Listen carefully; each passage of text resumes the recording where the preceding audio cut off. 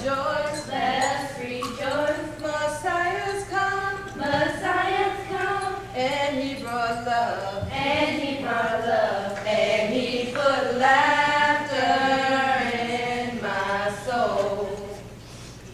Ha ha ha ha. Ha ha ha ha. Ha ha ha ha.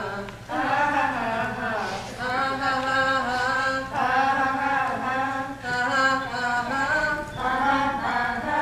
Messiah's come. Messiah's come. And he brought strength. And he brought strength. And he put laughter in my soul. Mr. Jefferson prefers dinner parties, small ones, of 10 to 12 people, preferably men who are witty, preferably men who are witty and intelligent, preferably men who are witty and intelligent and good conversationalists. However, every now and again, he's obligated to host a dinner that includes ladies. And he's asked me to serve as his hostess, which I've done for a number of years now. However, Mr. Jefferson hates elaborate formal protocols. I suppose he had enough of that when he was in Europe before and during the war. But he had determined that the rules of protocol should be revised to meet what his idea is of an egalitarian and republican society. And he has even written his own pamphlet on the canons of etiquette for the executive. Now, there's a strange misspelling in his little pamphlet. He spells canons C-A-N-N-O-N-S, not C-A-N-O-N-S. And I've often wondered whether that was intentional, for those rules have brought us pretty near to war. Certainly, the diplomatic problems with Anthony Murray did nothing to help relationships with Britain. And if they weren't the only factor that surely contributed to Mr. Murray's participation in Aaron Burr's exploits that led to accusations of treason. First, we are honoring Major Mary West. Mary West is a believer in the gospel of a second chance. The Salvation Army gave her a second chance in life, and she in turn has given a second chance to countless others. A lady of 88 years of age said to me, if your lot in life is small, build a service station on it. And don't live your life because you can't do everything. Don't do nothing. And so when I got the opportunity to turn my life around, I decided that I would spend the rest of my life giving back to society. And I hope when my day is ended and I get the final call, that people will say, I made a difference. And I think for those of us in this room, if we are blessed to have people who love us and people whom we can love, a roof over our head and food on our table, and the things that we need, not the things that we want, that it's about time for us to stand up and do something lest we fall for anything. It's important that we serve and serve with passion. Don't be content just to sit by and let things happen just because they're happening. I'm telling you, we can make a difference. And that's our future right over there. And you kids deserve a big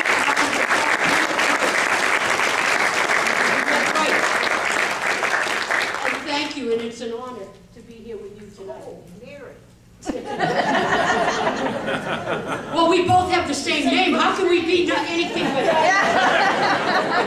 We have to be great. We have to be great, that's it. But thank you again for this honor. And Her daughter, Margo, who was a librarian, told her it should be an online bibliography as opposed to a printed variety that Mary had envisioned. And like Mary West, Mary Regula took to the idea, and then she solicited the support of powerful people. She went to the current First Lady, Hillary Clinton. Hillary endorsed the idea and agreed to become the honorary chairperson of the effort. Eventually, all 7 of the then living First Ladies endorsed the effort and became honorary chairs. the project and the vision kept growing. The Saxton McKinley House in downtown Canton was in need of rescue. This was the home of Ida Saxton, who later married William McKinley, one of the, a first lady obviously, and later a bank was added to the property.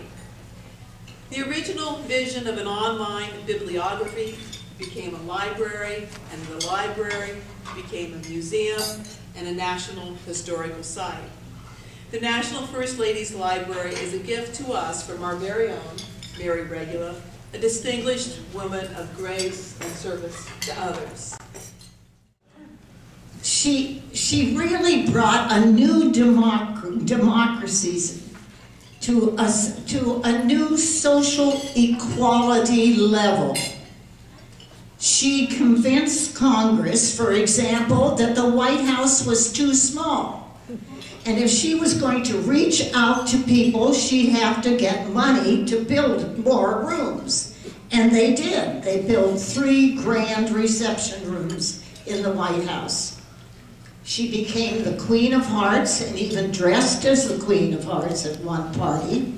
She would have Wednesday nights when she would invite all different varieties of people. And she wanted them all to get acquainted with the president. She'd have lavish dinners, delectable foods. All the parties had to discuss issues quietly. Oftentimes, if they wanted more quiet, because when you got a lot of people in all those 3 rooms, and she got them so full, and so that they were bumping into each other, and a word was put in the American language. They were called squeezies. S-Q-U-E-E-Z-E-S. That's a new word for the reporter. It was a squeezy. And why was it a squeezy? Because everyone was squeezed and squashed together. Now, if you really wanted to see someone quietly, and you saw the president in a corner, you could walk carefully over there and talk to him. All parties had that chance to discuss issues quietly or loudly if they cared to. This is kind of a strange way to accept an honor. But I think that Dolley Madison would appreciate it.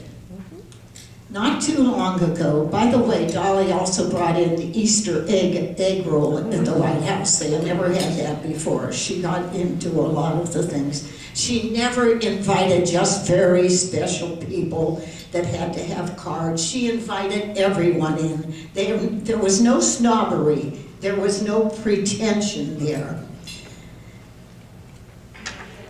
I went to hear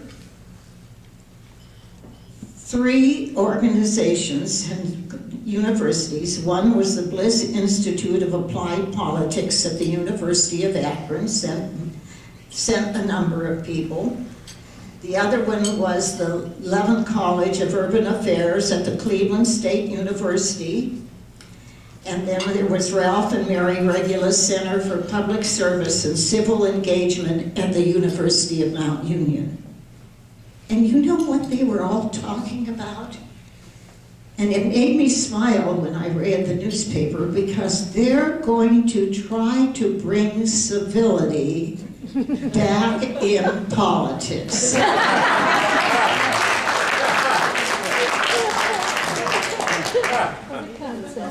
They're going to research incivility in politics, and by researching incivility in politics, they think that that's how they will find the answer to how to be civil in politics.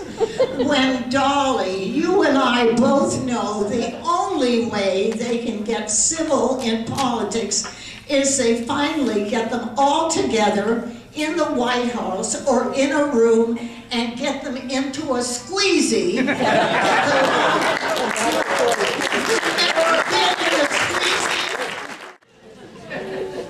I think now, walking away this evening, maybe all of you understand why we celebrate Dolley every year with our group. We want everyone to work together, help each other. There are so many more things in this town that we can be doing together to help each other. There are so many important places downtown, the counseling center, the Salvation Army, these steps.